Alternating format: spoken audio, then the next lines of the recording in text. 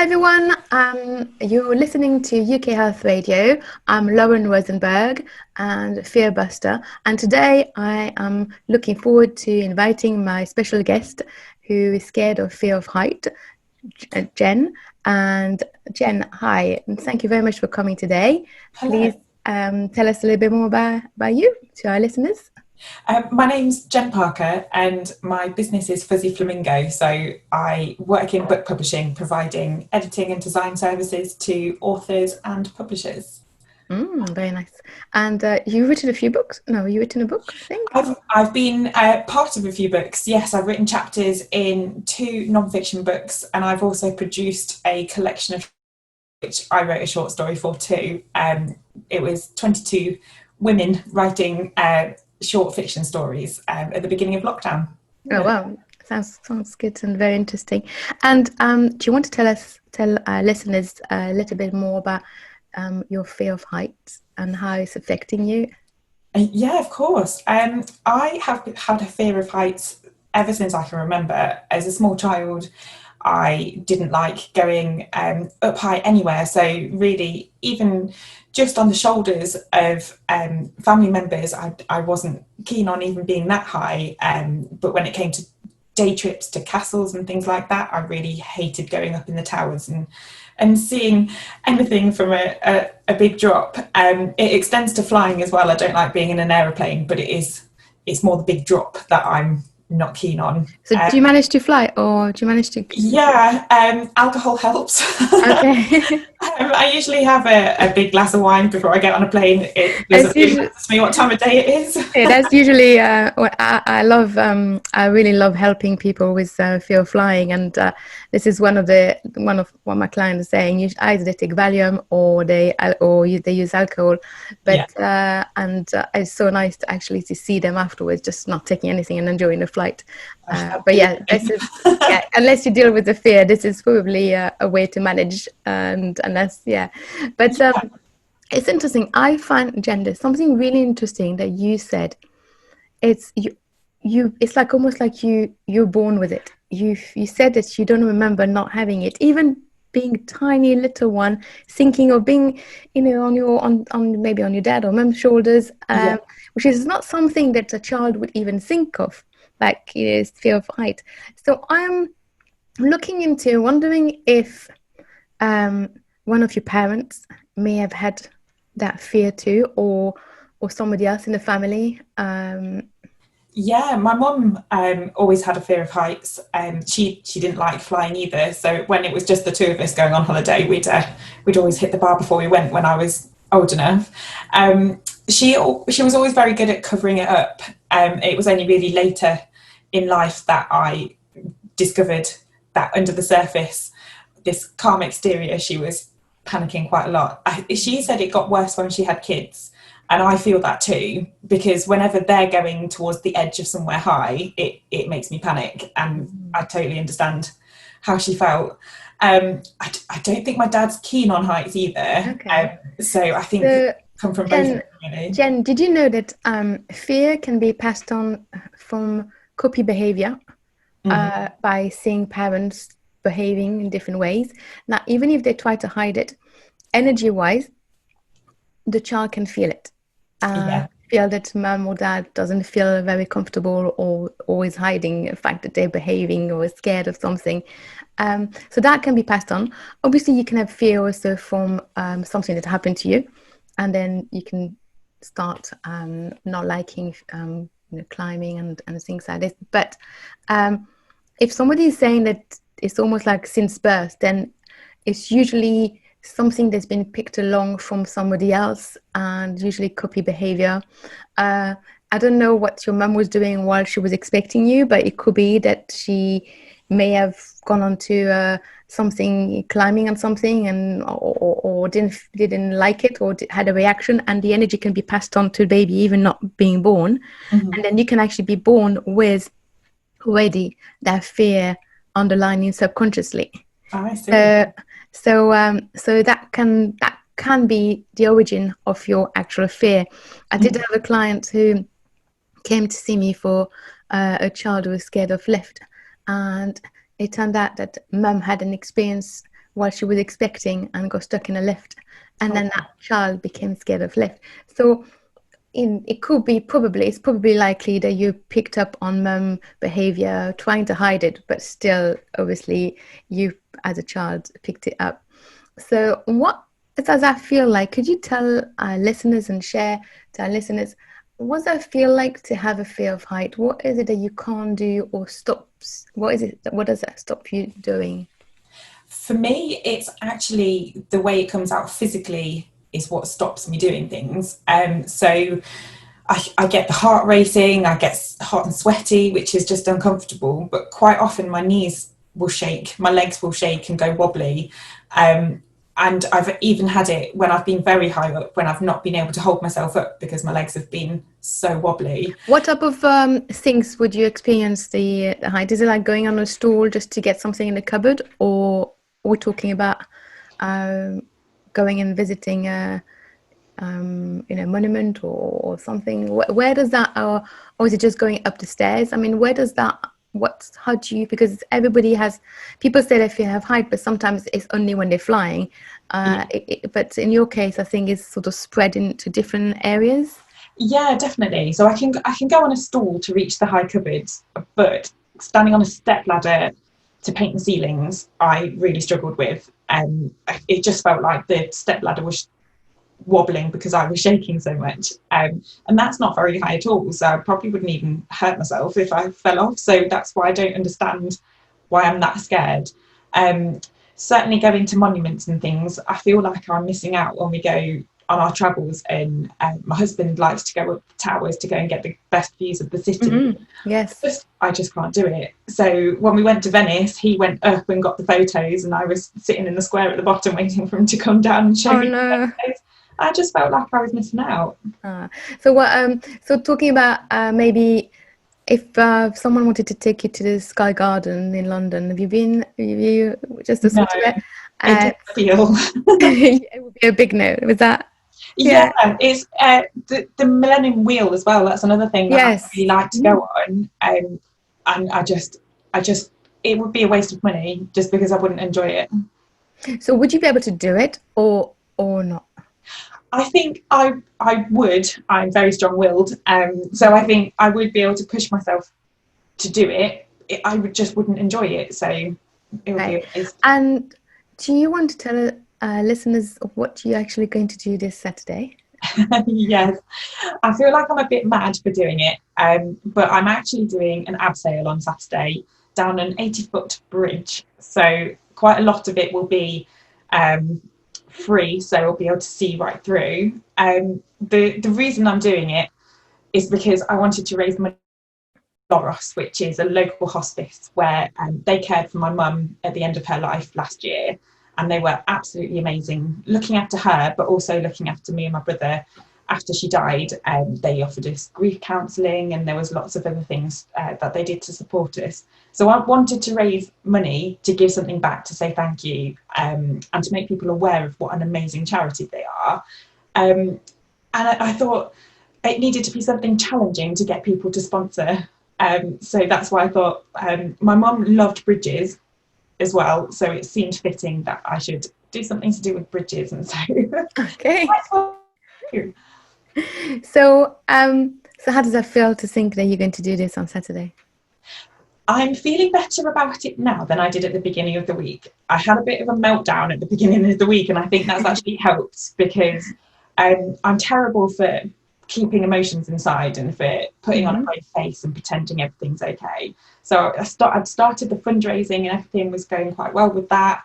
But it's coming up, my mum's birthday would have been on Friday, the day before the abseil. Oh wow, so the timing is like yeah, so that's why I chose. It would have been, and it's only been a year. It's only, yeah, she died in March last year, so it's about 18 months. Yeah. But yeah, so it still feels quite raw, but I think I've been just pushing it down and putting a brave face on, and then all of a sudden on Tuesday it just got overwhelming, and I had a chat with a friend and I just cried. And I told her how I felt about it and how I didn't want to do it on Saturday and all of these other things that were worrying me. Just talking it through has actually made me feel better in the days since. Good. So I need to stop just keeping everything bottled up, because then it's just going to explode. So I feel better than I did.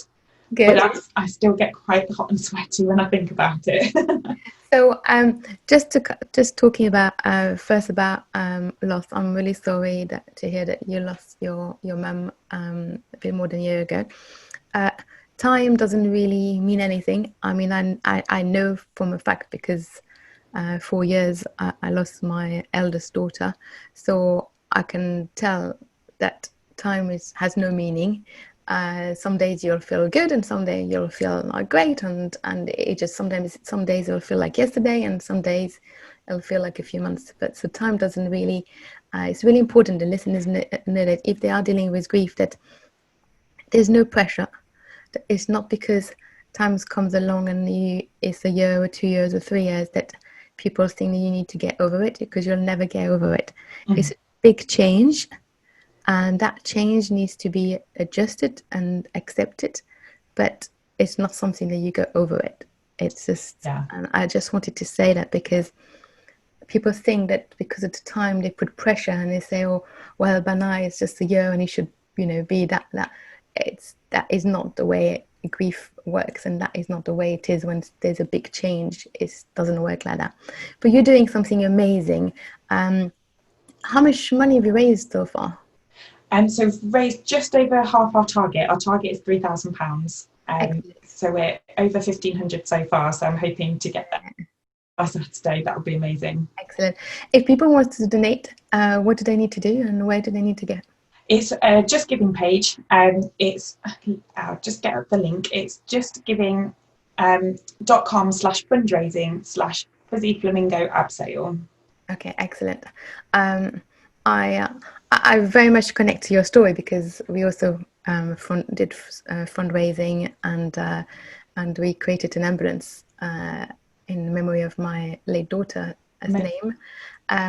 But so this is why I also wanted to talk to you about the fear of height, because I want to do everything we can in order for you to enjoy the experience, but also to be able to do it and really embrace it. Yeah.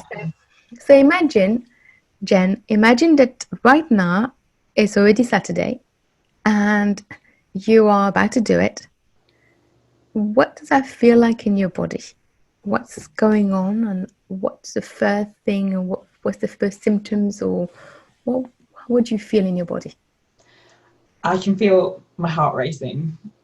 Mm-hmm. I can feel my palms are sweating, and I'm shaking. So if you had to put a color to that feeling, what that feeling looks like? What color does it look like, that feeling? Did you say what color would that look like? What color does it look like, that feeling? I would say blue. Blue. Light blue, dark blue? I'd say dark blue. Dark blue, okay. And if you had to pick a color that would actually get rid of that shaking and that heart beating fast, what color would it be? Orange. Orange, okay. So would you be happy for me to just help you releasing this feeling that is making your body shaking and tense? Yeah, definitely. So do you mind closing your eyes and take a deep breath, and imagine that above your head there was this nice orange river, and that orange river will go into your mind, down into your throat, flooding in, going into your heart, lifting that dark blue, making it light and soft, allowing the orange to go in, giving yourself permission to allow the orange to go in, down your spine, going into your shoulder, into your arms. Allow that orange to go in, lifting and making it lighter and lighter and lighter. Energy only flow when it's light and soft. When we get scared, it gets blocked, and it makes our body trying to release it, and this is where we have those reaction of heart beating fast. So what we want to do, we want to make that energy in your body flowing nicely so that you don't have that reaction. So see that nice orange going in, lifting, making it lighter and lighter and lighter. As you do that, pay attention to your body. Notice what your body feels like, and if you need to stretch, if you need to stand up, whatever you need to do, notice what your body is telling you to do. We're just working with energy. And then whenever you're ready, Jen, you can just open your eyes and just tell me what's that feeling like, that shaky feeling, if it's different, if it's smaller, if it's shifted somewhere else, that feeling in your heart, if it's a little bit different. How are you feeling now? I feel weirdly calmer and I feel warm. Good. Excellent. So so Jen, imagine again, it's Saturday and you're about to do it. Tune back in, that feeling. How different does that feel and what's left? I feel good. I feel like I can do it. Good, excellent.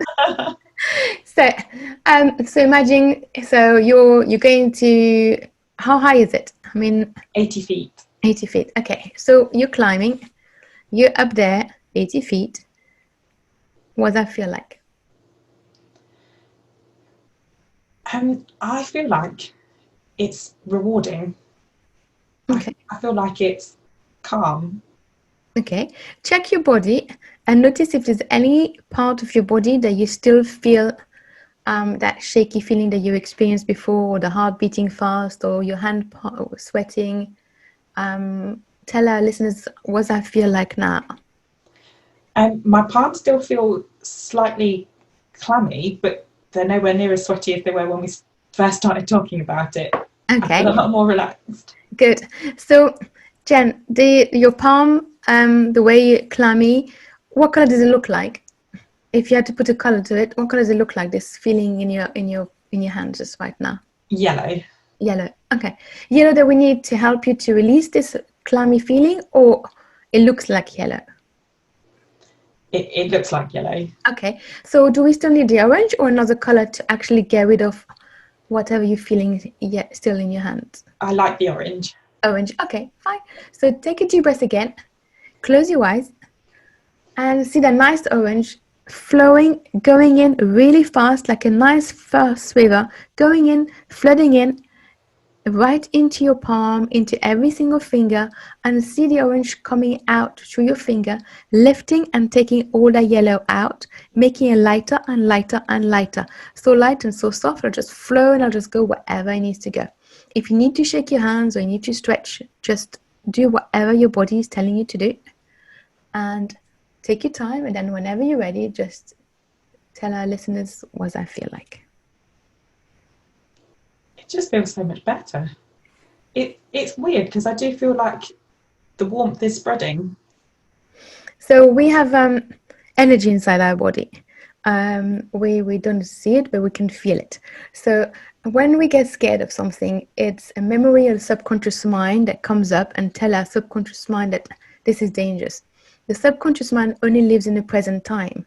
So it doesn't matter what age you are now. If you've seen something or if you experienced something when you were young, then your subconscious mind will bring up that image right in front of you when you trigger something. So exactly for you, every time you go on something higher than a few steps, then the subconscious mind will tell you this is dangerous. And it will make your body, it will send a message to your body to keep out of the way. So the subconscious mind has no logic. So if you have somebody coming along saying, oh, Jen, it's fine, it's nothing, it's just a few steps, it won't work. You cannot take somebody's fear away by using logic because the other person doesn't have that fear. This is the way you've been programmed. So what I was doing just now is unblocking the energy that's been blocked in your body due to the actual fear that you have, and due to the subconscious mind sending that wrong program or message, if you want, in that. So it's like our mind is like a computer. We have different software. One of the software has been programmed saying heights are dangerous, therefore I need to keep away from it. Probably because maybe you've seen mom's reaction, or maybe when she was expecting you, she may have had experienced something, an incident, or maybe she even fell, I don't know, and that something has created this fear. So what we're doing is just right now is we're unblocking all the energy that's been blocked in the body. Emotions get trapped in the body, and when they get trapped in the body, they create blockage. So I'm just using, because we're just doing live session a little bit because you gave me permission to do that. But I'm saying just a very quick way of helping you.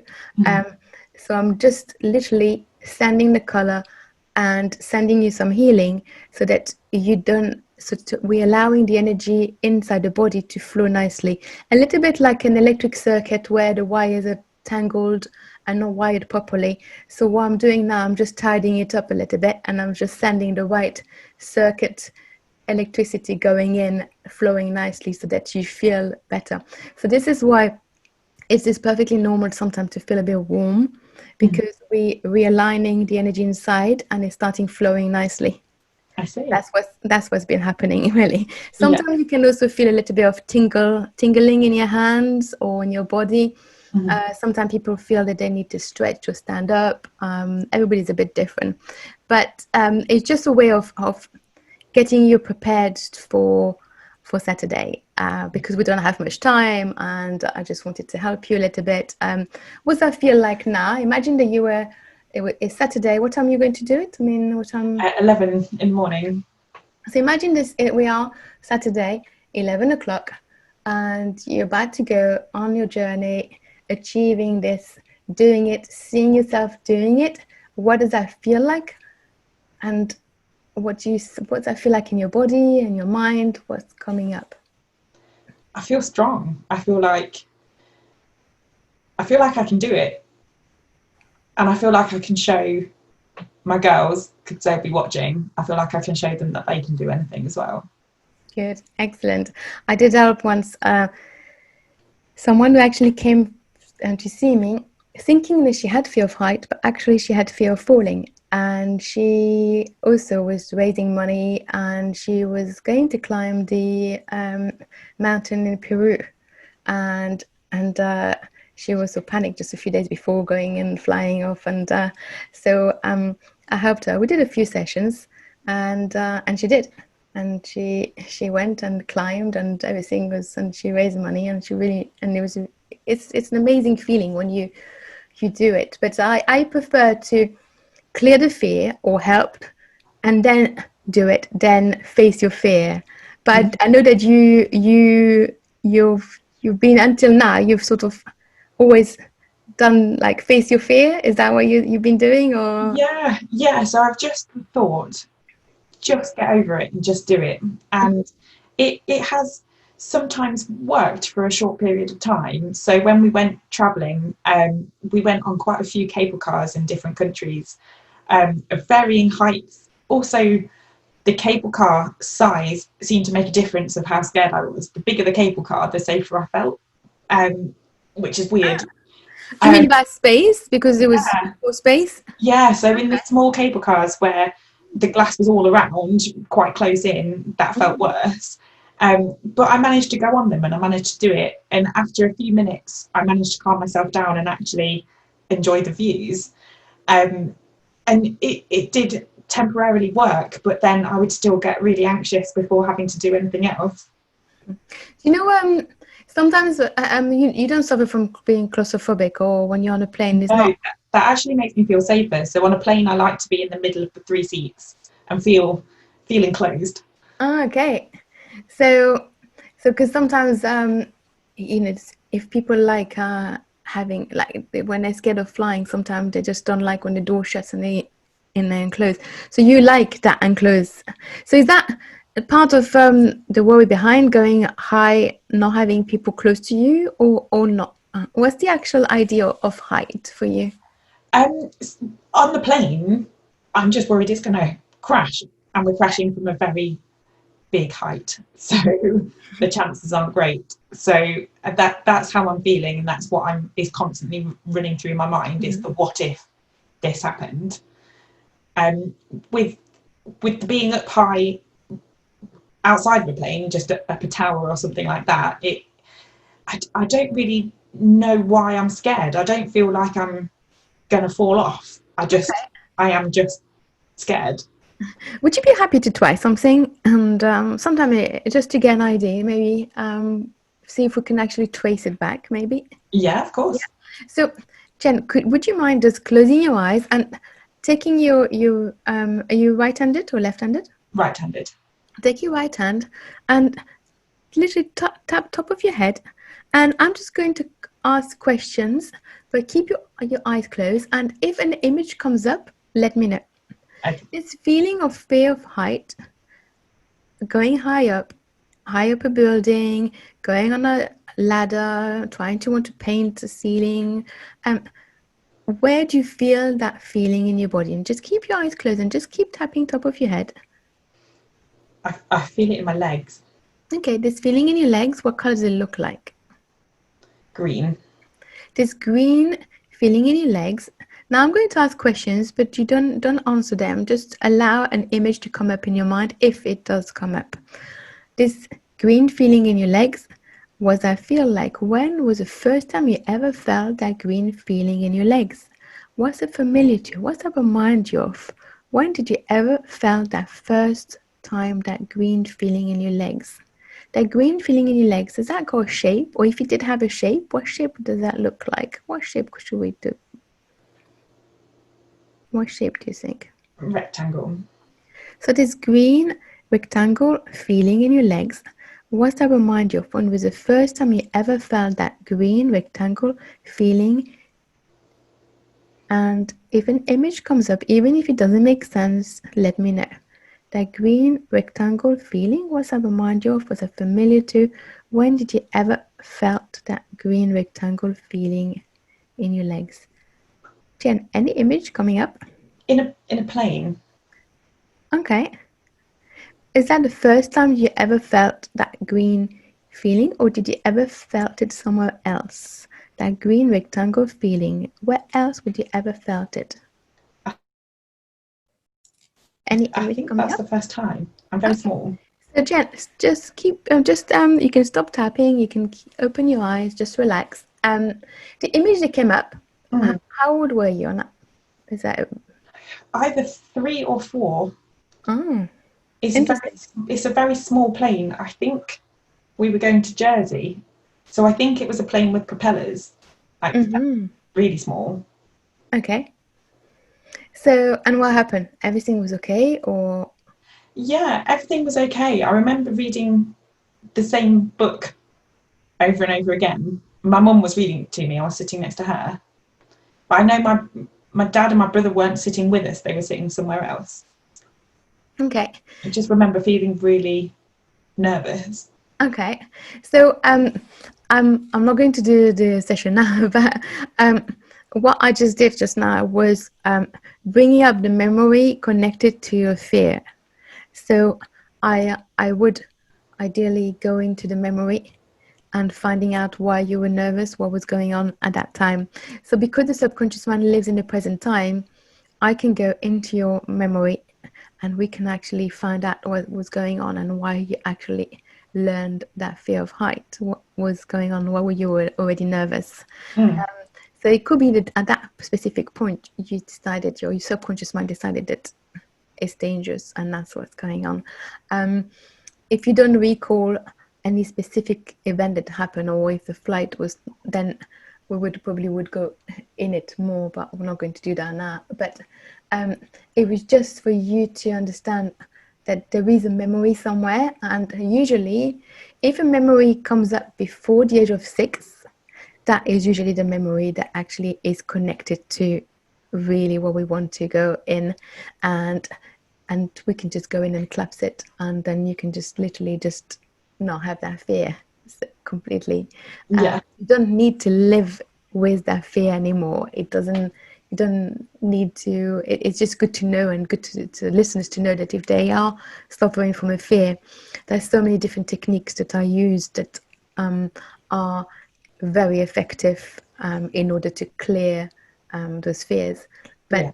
But regarding Saturday, imagine you're there, you're climbing, you're getting higher. Who are you going to do it with? You. I've got a team, so the Fuzzy Flamingo team is built up from family and networking friends. Okay, good. Yeah, And so you're all going to do it together. yeah, So it's better in that sense. You get supported. You get yeah. So imagine you're there, you're doing it, you're climbing higher and higher and higher, and you're right there at the top. Okay, what does that feel like in your body? I feel relaxed. Good. Yeah, I feel strong.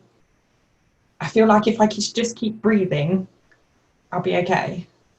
Was that is that strange for you to hear yourself saying that? Just when we started talking, just at the beginning, you were talking about your heart beating fast and your hands sweating and your body getting all shaking. Does that feel a bit strange for you to think that? Really strange, because up until this point, I've not even been able to talk about it without feeling my heart go, and my heart feels totally normal. Good. So can I do a little bit more? Yeah, of course. Okay, so could you close your eyes again, take a deep breath, and I would like you to see this nice orange color, this nice little orange river going in into your head, down your throat, going into your neck, all the way along your spine, giving you all that strength, all that confidence, all that safety, knowing that the orange color is always there with you, and see that color also going into your heart, down into your stomach, into your legs, and all around you like a bubble, a big orange bubble surrounding you, giving you all that safety, that confidence, that reassurance, and also knowing that your feet are very steady, that your feet are steady on the ground, even if you go higher and higher and higher. And then see the nice color and just notice what I feel like, and then you can take a deep breath and open your eyes. How are you feeling? I feel really good. Yeah. I don't really understand why I'm feeling so calm. Allow me to work on you. That's already good. There's a lot of different things that I'm doing. I'm just unblocking the energy inside the body. I'm allowing you to start relaxing. I'm entering your energy system to start unblocking what's blocked. I'm putting more insurance, more safety. There's a whole range of different things that we're doing just at the moment, but very gently, because obviously we're doing it on air. Lots of people are listening, and I also want you to feel safe and comfortable, so I'm not going into deep work at all. I just want to sort of help you and support you so that you can actually go ahead and do it on Saturday, and but not just do it, because I know that you've done so well over the past, and you always try to push yourself, and you're strong, and you always face your fear. I really would like for you to really enjoy it, because you're doing it for on behalf in memory of your mum. You're raising money, really for a special cause, and really you deserve to enjoy it too. You don't need to suffer, and if you don't need to suffer, why suffering it? That's my view. So so how are you feeling? I feel ready. I feel like I wish that I was doing it today, because I feel like I could just go ahead and do it right now. Excellent. You may feel a little bit tired today after the session, although we did just a few minutes, but you may find that you start feeling tired. You may find that you start yawning quite a lot. That's just allowing the energy that is blocked to come out. Those are the type of things that can happen. Just drink plenty of water, and just notice those little things. You may find a little bit of pin and needles in your hand. That's just the energy starting flowing and just coming out. That is just normal. Just to let you know, it may not happen, but it just some of the symptoms that can happen. So, but I can see that your eyes are so much brighter, your skin is so much brighter. There's a big smile on your face. Your body is so much more relaxed than when we started. There's no shaking. What does that feel like? No, I feel steady. I feel weirdly, I already feel tired. I feel really relaxed. I could have a nap right now. Excellent. When you said, your feet, is very important that it doesn't matter how high you are, keep thinking that your feet are very steady and very grounded. Yeah. If you tell your mind that you are grounded and your feet are steady on the floor, whatever floor you are on, be aware of each steps that you go on, notice that your feet are touching the floor and on the ground and that they are steady. That makes a big difference, because part of being scared of height is being up in the air, and people have that tendency thinking that when, even though they're on a ladder, that they're actually not on the ground. But if you are more aware of the actual feet supporting you and touching that ground, then that is putting you back into the present time. Yeah. So if anything comes up, or if anybody has a panic attack or feeling panicky, the minute you touch something that is real, it puts you back into reality instead of going into that what if. Because a what if questions you can never really answer. In fact, if any clients of mine ask me, but what if this, or what if it happens, and what, I was like, I can't answer a what if question. All I can say is that whatever will happen, you will deal with it when it happens. And if you have the tools to how to deal with it, then you can just let go of the what if question. Because if you answer what if question, then there's going to be another question coming up, and another one, and another one. And you'll never be able to calm the person's mind down by answering a what if questions, because there's going to be another question coming up. Yeah, So the best it just way, feels like my mind starts to race, because the yeah, what if questions are always what makes me more anxious, and they just keep coming. yeah. So the best advice I could give to listeners would be, any what if question, if any of your children or anyone in your environment or your family is asking a question with what if this, just say, I'm sorry, I can't answer that because I don't know. All I know is if it happened, we'll deal with it. And that's it. That is, and then that's the end of the conversation, because there's nothing else you can say. But if you do answer a what if question, then you will start putting the anxiety and the worry, and you'll keep going and keep going, and you'll be in that energy of the worry energy. You won't be into the trust. Okay, I'll trust that I have the tools to deal with it, and I'll deal with it, and it may never happen anyway. Yeah. So that is how I would advise someone to answer a what if question.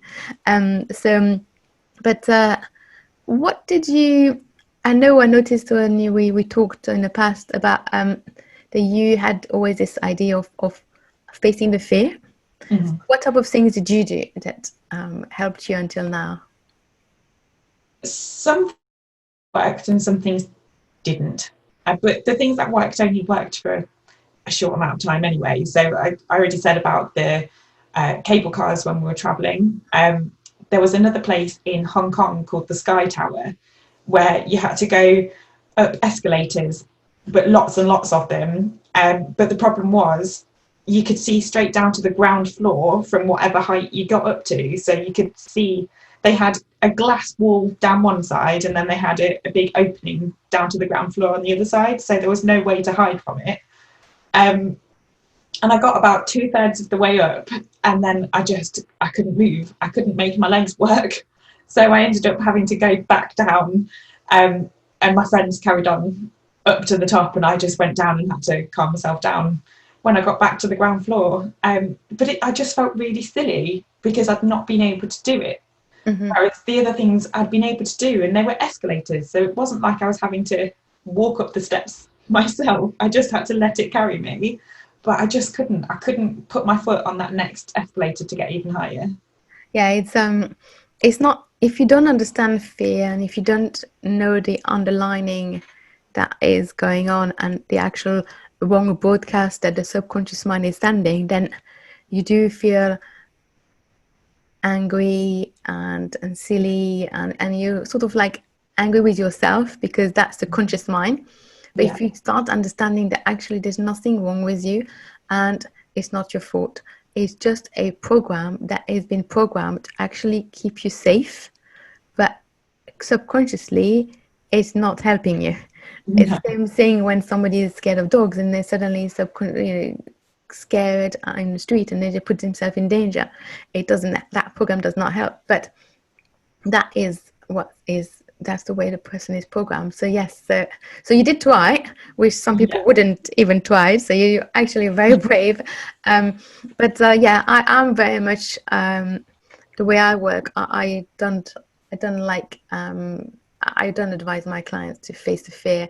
In fact, if they come to see me for fear of dogs, although I've got dogs, I would never bring my dog in the session until I clear the fear.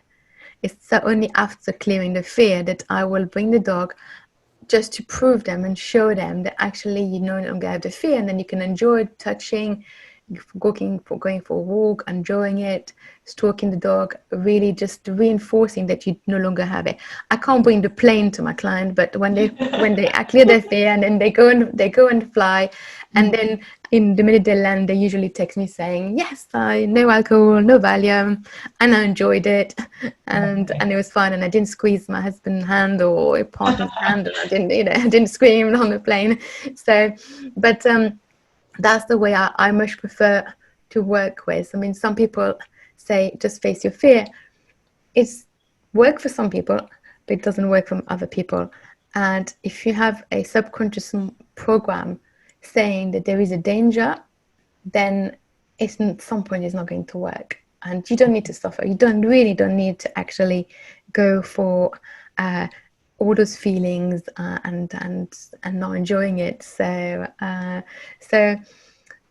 looking back now, thinking of, you were very brave to even think of doing this on Saturday, knowing that you have that fear. So, but I know you're doing it for a really good reason. So there is also power and passion, and there's also very strong will for you to want to do it. And I'm pretty sure, I know your mum will be with you anyway on that day, and I hope the sun will shine at the same time that you have beautiful weather. So are you ready to do this Saturday? I am, yeah, I'm going to do it. And funnily enough, the organizer emailed me because I asked how long it would take, and he said it can take between 2 and 4 hours, and the reason for the big range is because it depends on A, how scared everyone is, and B, how many times people want to do it. And I just burst out laughing when I read that, because I said, sorry, more than one? No, no thanks. But now I'm thinking, if I can actually enjoy it, then maybe I will do it a second time. Who knows? That's quite funny, actually, just saying that. Yeah, isn't, Jen, are you thinking, hearing yourself saying this now? Does that feel strange? Does that feel weird? I mean, a few minutes ago, do you think you were going to say this to me? No, not at all. I mean, even yesterday, I told someone about that email and just laughed at how ridiculous it was. But now, I don't know, I can see possibilities. Good. Good. I'm really glad that we're doing it today, so that you can really go for it and enjoy the experience for it. I also would like you to tell our listeners more about what you do. And so do you want to? I absolutely love what I do. I get to work with books, which I love in my personal life anyway. I read to relax, so I can't get to sleep if I haven't, even if it's just for a couple of minutes. I need to read a book to wind down, to clear my head and get to sleep. And so the fact that I get to work on something that could help other people feel like that, it makes me really happy. So I design book covers, I design the interior text, I also do the editing, and I can create printed books and ebooks. I do that with traditional publishers on a freelance basis, which is really rewarding, but I don't get to see the end result. So I don't get to see their books, I don't get to see how well the sales do, I don't get to see any of that, because I just send the files and then that's the end of my role. So the other half of my job, I work directly with authors who are self-publishing their books. So they use my services to give them a professional product. I get to see the difference that it makes in their lives, and I get to see how the book does as well, which is just even more rewarding. It's brilliant. And when I get to see the authors celebrating their milestones and their accomplishments, it just makes me really, really happy. Amazing. I don't know if you know, but I my first book came out just 2 days before the lockdown. Oh wow! Congratulations. And it's called How to Move Forward When the Unthinkable Happen. Mm-hmm. And you'll find some of the techniques that we started using just today in my book. But yeah, it was strange just to have first, to have my first book out there, and yes, the design of the cover is I thought that will be taking longer than the actual editing, but actually the editing was long. If you have really the right person for doing the design, and that's really important, and it's a really important role for the book, then it's well worth really having. And it's amazing what you can do because that is what people see first. So, absolutely. It's really important to get it right. yeah, People do actually judge a book by its cover. It's it's one true. of those things. So you have to make sure that it's right for the genre. So people who like to read your type of book know that it's their type of book, that they should read it. But you need it to be eye-catching and stand out from the crowd at the same time. So it's like this bit of a juggling act with making it look different whilst also looking like something they would want. Yeah. Oh, well, when you got time, just have a look at my book cover and you can tell me what you think. Oh, definitely. Where do people find you? Where can people find you? So I'm on Facebook and Instagram as @fuzzyflamingodesign, or you can have a look at my website, which is www.fuzzyflamingo.co.uk. Excellent. And Jen, do you have any motto or something that you could say to listeners if they are suffering from fear of height or anything that keeps you going? Do you have any sentence sometimes that is on your mind?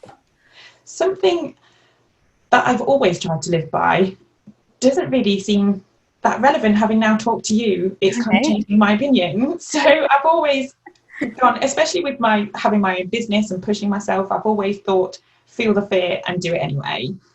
Because there are so many scary things out there, especially when you've got your own business. There are so many times I've had to push myself out of my comfort zone. I'm what you might call an extroverted introvert, so I can put on this big show and look like I'm really confident and chatty and happy, but inside I panic quite a lot about lots of things. So that means a lot to me. But when it comes to the fear of heights, maybe that hasn't been working for me. Maybe I just need to look more at the roots and go from there. Well, I'm more than happy to help you more if you wish to completely clear it. Jen, thank you so much for your time today, and thank you very much for allowing me to work on you and for sharing with our listeners your fear of height. I'm sure that they can relate to it, and we wish you lots of luck for Saturday, and we'll probably meet again to see how you go on, and I hope that you raise more money and for that amazing cause. And so really just go for enjoy, and we wish you lots of luck. You're listening to UK Health Radio.